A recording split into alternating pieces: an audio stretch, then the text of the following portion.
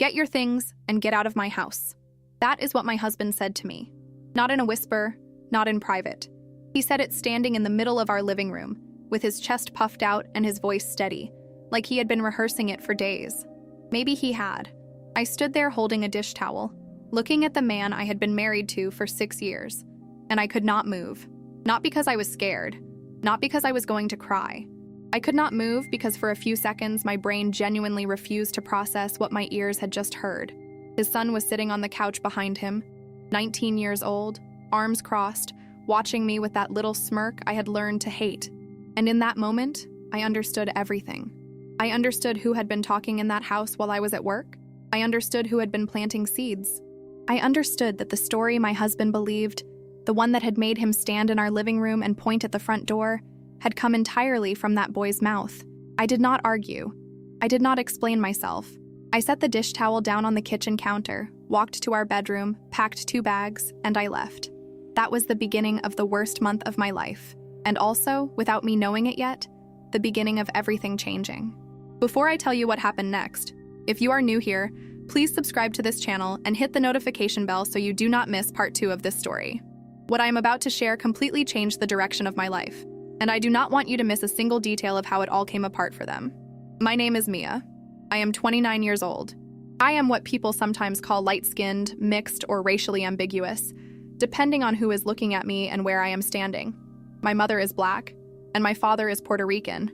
And I grew up in Atlanta, Georgia, in a neighborhood where everybody knew each other and nobody had much, but everybody made do. I say this because it matters. It matters because the woman who walked out of that house with 2 bags was not somebody who had grown up being taken care of. I knew how to survive. I had been doing it my whole life. I met my husband, David, when I was 22 and he was 38. I know what that sounds like. I knew what it sounded like back then, too. And honestly, I did not care. He was kind to me in ways that men my own age had never been. He was steady. He had a job, a house, a plan. He was a project manager for a mid-sized construction company in the Dallas area, and he owned a 3-bedroom house in a quiet suburb about 20 minutes from downtown. He was not rich, but he was stable, and at 22, stability felt like love. What David also had was a 16-year-old son from his first marriage. His name was Tyler. Tyler lived with his mother most of the time, came to David's house every other weekend and for part of the summer, and from the very first time I met him, I felt something off about the way he looked at me. Not in a scary way, more like a territorial way. Like I was standing in a space that he considered his, and he was deciding how he felt about sharing it. I told myself it was normal. I told myself he was a teenager who had watched his parents divorce, and now his dad had a young girlfriend, and of course there was going to be some adjustment. I was patient with Tyler. I made his favorite meals when he came to stay. I never tried to be his mother or even a mother figure. I kept a respectful distance and gave him space and tried to make the house feel like it was his too when he was there. It was not enough. It was never going to be enough. Because Tyler did not want an adjustment period. Tyler wanted me gone. The first few years were manageable. Tyler spent most of his time at his mother's house, and when he did come around, it was awkward but not unbearable. He was polite enough on the surface. He answered questions if you spoke to him directly. He showed up to dinner and ate, but there was always something underneath it. Something I could feel, but could not name. A distance that never shrunk, no matter how much time passed. A coldness that seemed deliberate. David noticed it too, I think, in those early years. He would apologize for Tyler's attitude sometimes, quietly, after Tyler had gone back to his mother's. He would say things like, "He just needs more time," or "He's going through a hard phase." And I believed him, because I wanted to, and because at that point I still had no reason not to. David and I got married when I had been with him for 2 years. It was a small wedding, nothing fancy. Some of his family came, some of mine. Tyler was there, sitting in the front row next to his mother, and he had the same look on his face the entire ceremony that he always had. Flat. Unreadable. Like he was watching something happen that he wished was not happening, but he had accepted that he could not stop it. I thought about that face a lot in the years that followed. I should have paid more attention to it. After we got married, things shifted in a way that is hard to explain, but easy to feel in hindsight. David began to pull back slightly. Not dramatically. Not in a way I could point to and say, this is the moment things changed. It was gradual. A little less warmth here. A little more distance there. He started checking his phone more when Tyler called. He started having longer conversations with his son in private. in the backyard, or in the garage. Conversations that would stop when I walked near. Tyler had graduated high school by then and was technically a legal adult, but he still had his father wrapped completely around his finger. Maybe more so as he got older, because now he could have those private conversations, man to man, without it seeming strange. And I was not in those conversations. I was never in those conversations. I started noticing small things. David would mention something Tyler had said about me, always framed as concern. Tyler said he saw you on the phone in the driveway for a long time the other night. Tyler mentioned he thought you seemed stressed lately. Is everything okay? They sounded like innocent comments. They were not innocent comments. They were breadcrumbs, and Tyler was dropping them carefully, one at a time, building something I could not see yet. I want to be honest with you. I did not handle everything in those years perfectly. David and I had arguments. Every couple does. There were times I raised my voice. There were times I was frustrated and I let it show. I am not going to sit here and pretend I was a perfect wife who did nothing wrong. But there is a difference between being imperfect in a marriage and being the villain in a story that someone else is writing about you. Tyler was writing a story. I just did not know it yet. He had turned 19 and moved back in with David temporarily, about 8 months before everything fell apart. He had dropped out of community college after one semester and told his dad he needed to figure things out. And David had said yes, of course, without consulting me in any real way. We talked about it, technically. But it was one of those conversations where the decision was already made and the talking was just a formality. Tyler moved into the spare bedroom, and suddenly my husband's son was in my house full-time. The first few weeks were tense but quiet. Tyler kept to himself mostly.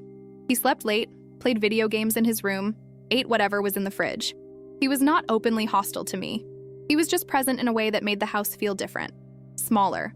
Like the walls had moved in a few inches. Then things started happening. Small things at first. David would mention that he had not seen a certain amount of money in our joint account that he was expecting. I would explain what I had spent it on. Perfectly reasonable things, groceries, a bill that had come due, gas. David would nod and seem satisfied, but the next week there would be another question, then another. I did not connect the dots immediately because the questions were spaced out and always gentle. It felt like normal financial conversations. It was not. Then David mentioned that Tyler had said he overheard me on a phone call that sounded concerning. He could not say who I had been talking to or what specifically had been said, only that Tyler had gotten a bad feeling from what he heard through the door. David did not accuse me of anything. He just mentioned it. Gently, casually. The way you mention something when you want it to sit with someone without it looking like you are throwing stones.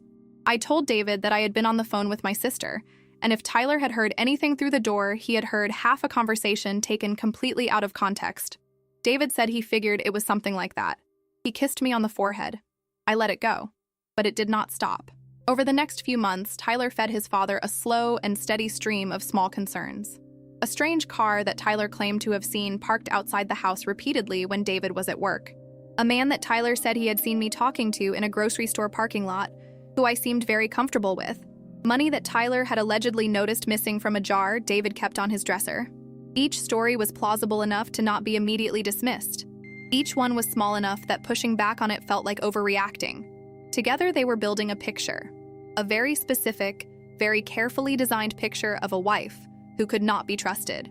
And David was absorbing every single pixel of it. I did not know the full scope of what Tyler was doing until much later. At the time, I just knew something felt wrong between me and David, and I could not quite locate it. He was not cold to me exactly. He was not mean. He was just slightly further away than he used to be. Like he was standing on the other side of a glass wall and choosing not to acknowledge it. I tried to talk to him. I asked him directly, more than once, if something was wrong, if I had done something to upset him, if there was something on his mind he needed to say. Every time he told me he was fine. Every time I walked away from those conversations feeling like I had missed something I was not smart enough to see.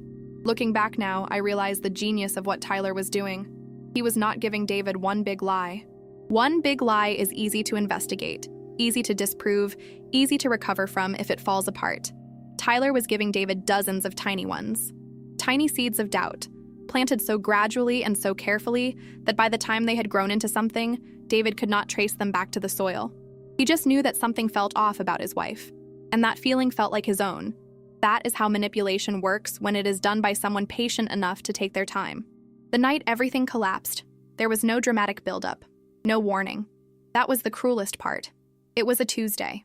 David had been at work, Tyler had been home all day, and I had come back from running errands in the late afternoon. The house felt normal when I walked in. Tyler was in the kitchen eating cereal. I said hello. He nodded. I went to put groceries away.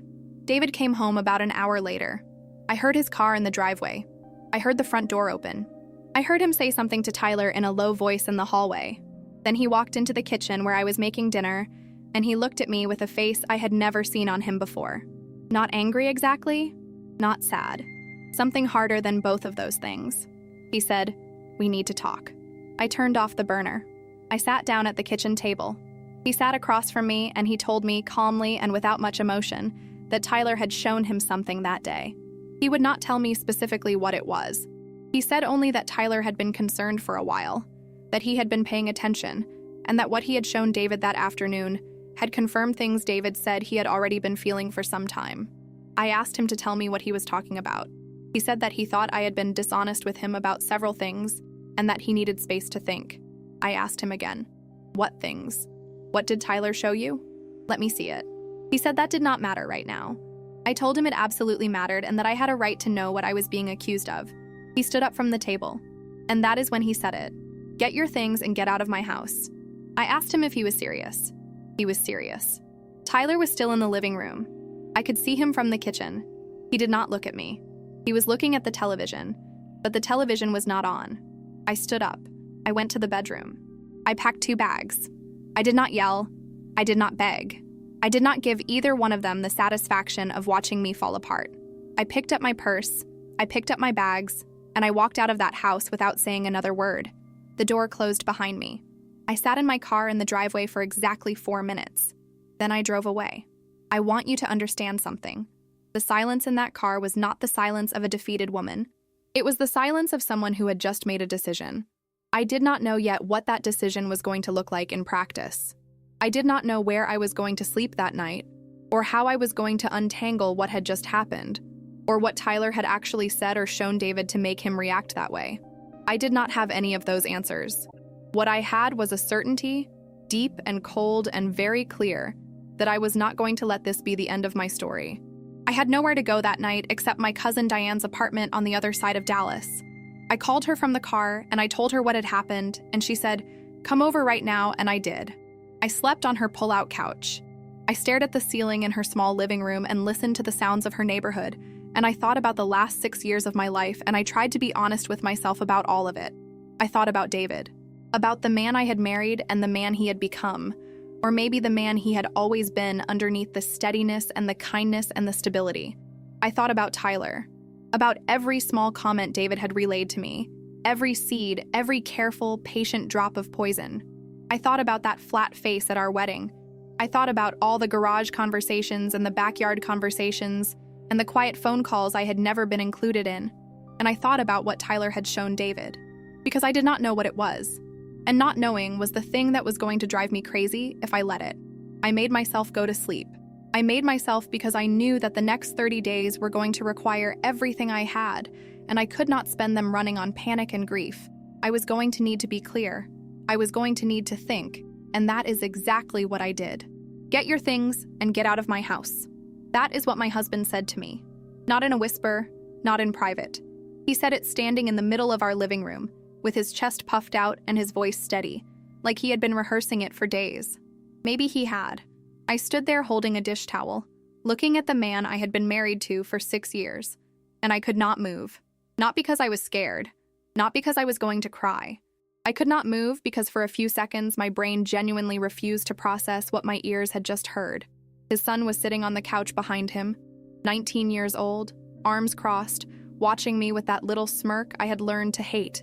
And in that moment, I understood everything.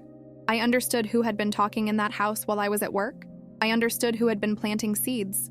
I understood that the story my husband believed, the one that had made him stand in our living room and point at the front door, had come entirely from that boy's mouth. I did not argue. I did not explain myself. I set the dish towel down on the kitchen counter, walked to our bedroom, packed 2 bags, and I left.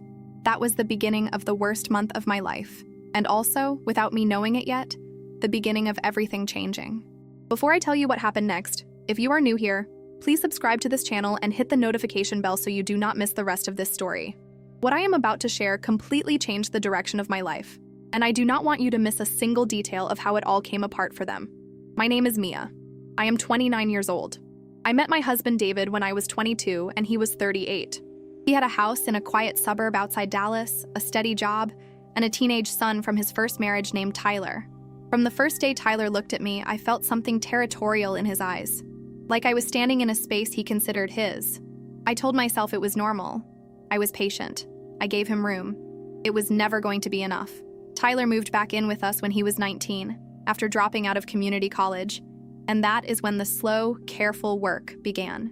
He fed David one small doubt at a time: a strange car outside the house, a man I had supposedly spoken to in a parking lot, money he claimed was missing.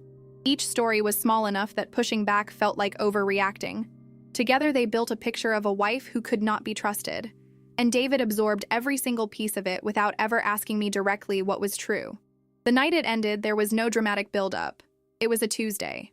David came home, spoke to Tyler in the hallway in a low voice, then walked into the kitchen and sat across from me and said Tyler had shown him something that day. He would not tell me what it was. He said only that it confirmed things he had already been feeling. I asked him to show me. I asked him what I was being accused of. He stood up from the table and told me to get my things and get out. I packed 2 bags. I did not cry. I did not beg. Tyler was in the living room with the television off, staring at a blank screen. I walked past both of them and out the front door without saying a word. I drove to my cousin Diane's apartment on the other side of the city. I slept on her pull-out couch and stared at the ceiling and made myself go to sleep, because I knew the next 30 days were going to require everything I had. The first week was survival.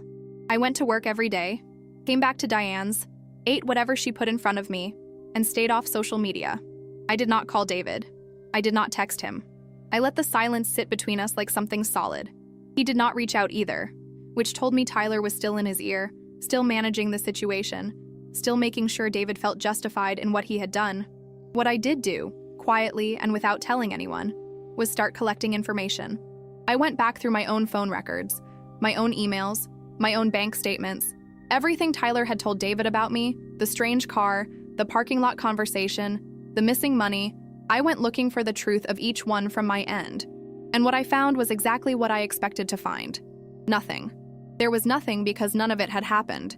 The strange car belonged to a neighbor who had been parking on our street while his own driveway was being repaved.